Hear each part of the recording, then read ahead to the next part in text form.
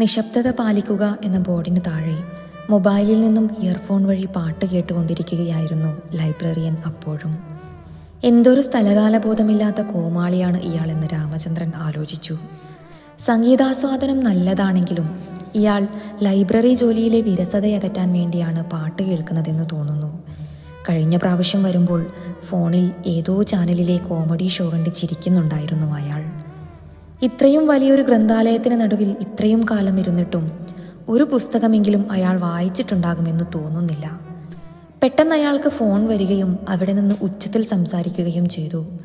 ഗഹനമായ വായനയിലുണ്ടായിരുന്ന ചെറുപ്പക്കാരൻ അയാളെ തിരിഞ്ഞൊന്നു നോക്കുകയും ശബ്ദം കൂടിയെന്ന് തിരിച്ചറിഞ്ഞ ലൈബ്രറിയൻ ശബ്ദം കുറച്ച് അവിടെ നിന്ന് പുറത്തുപോയി സംസാരിക്കുകയും ചെയ്തു. തൻ്റെ കയ്യിലുള്ള പത്രത്തെക്കുറിച്ചും തിരുത്തൽ കൊടുക്കാൻ പത്രം ഓഫീസിൽ പോകുന്ന കാര്യം ഓർമ്മ വരികയും രാമചന്ദ്രൻ പതിയെ താഴേക്ക് പടികളിറങ്ങുകയും ചെയ്യവേ